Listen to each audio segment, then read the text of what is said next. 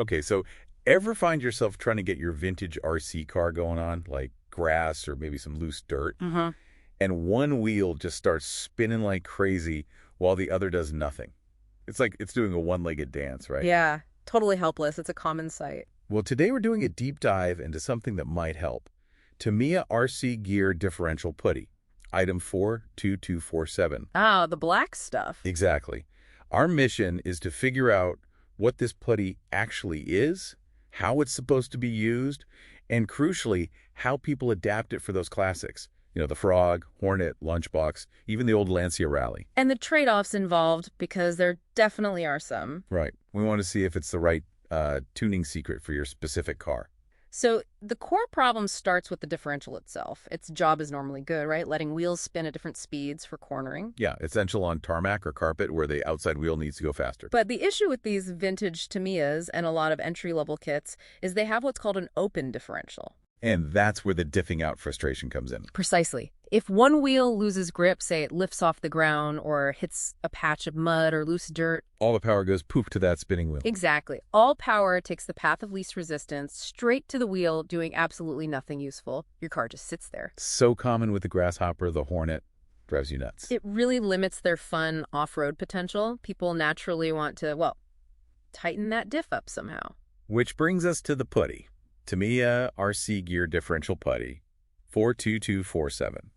It looks pretty serious, TRF branding and all that. Yeah, Tamiya Racing Factory. It signals high performance, and physically it's this black, synthetic, rubbery paste, like really stiff chewing gum almost. But here's the twist, right? How Tamiya says to use it. Yeah, this is key. The instructions, the product info, it all says it's designed specifically for sealed gear diff systems. Sealed systems, Yeah. like in modern race buggies. Correct. Where you'd mix this putty with silicone differential oil to create this ultra-thick, high-viscosity slurry inside a sealed unit.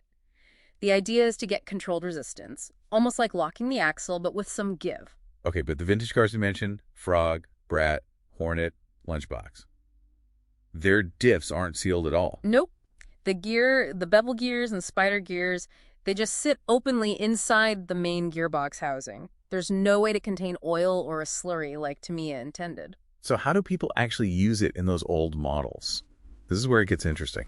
Right. The community figured out what's called the full packed method. It's kind of a brute force approach. You just stuff it in? Pretty much. You meticulously pack the putty into every single void and space around the internal differential gears, between the teeth, around the shafts, everything, no air gaps. Leaving no room for it to move. That's the principle. By completely filling the space, you mechanically trap the putty. The rotational forces can't just fling it outwards. And it probably helps with heat too, like it can't soften and flow away. That's part of the theory. It basically jams the gears together, turning the open differential into something very close to a locked axle or a spool. Consistent resistance. Okay, so performance. What's the upside? Traction. A massive, immediate boost in straight-line grip on loose surfaces. Grass, gravel, loose dirt, places where you'd normally diff out and get stuck, much less likely. You get drive from both wheels. That sounds fantastic for bashing around the yard or on a trail. But there's always a but, isn't there? Always. The big downside is cornering, especially on high-grip surfaces like pavement or asphalt. It won't want to turn. Not easily. You'll get significant understeer. The front end will push wide. The car will resist turning. It can feel kind of skittish or unpredictable in corners. And what about the stress on the parts? Locking things up sounds like it could break stuff. That's a very real concern, especially with vintage models. Locking the diff puts way more strain on the entire drivetrain. The gearbox internals, the drive cups, the axles, the dog bones. Those old plastics can get brittle. Definitely something to consider. Absolutely. So it works technically on the ORV chassis. That's your Frog, Brat, original Lancia. And the live axle ones? Grasshopper, Hornet, Lunchbox? Yep, those two. The full pack method is viable there.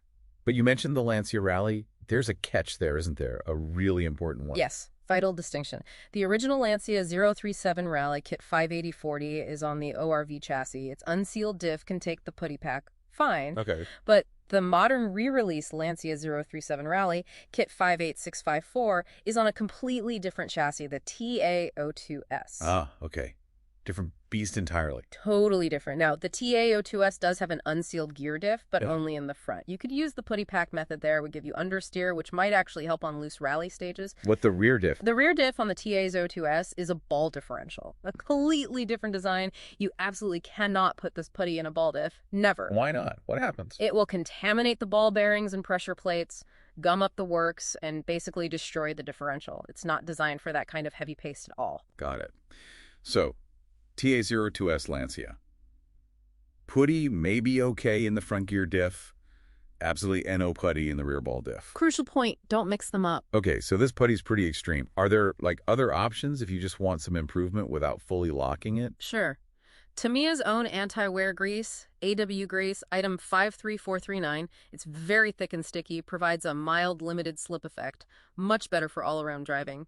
Doesn't kill cornering as much. Still lets the diff work a bit, but resists dipping out quite so easily. Exactly. And then there's the DIY route. People use all sorts. Silly putty is popular, blue tack. Seriously, like the stuff you stick posters up with? Yep. They provide a similar near lock effect, often cheaper, and some say easier to clean out later. People even use shims sometimes, or I've even heard of hot glue, though that sounds messy. Wow.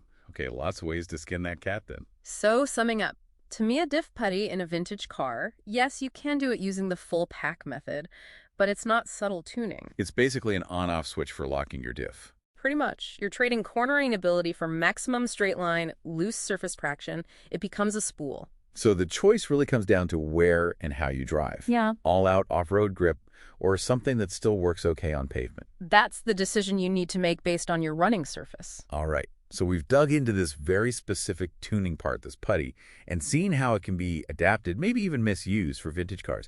It makes you think. Yeah. What other small, maybe overlooked tweaks could completely change how your RC performs or lasts? Or maybe even something else entirely outside of RC. Makes you wonder, doesn't it?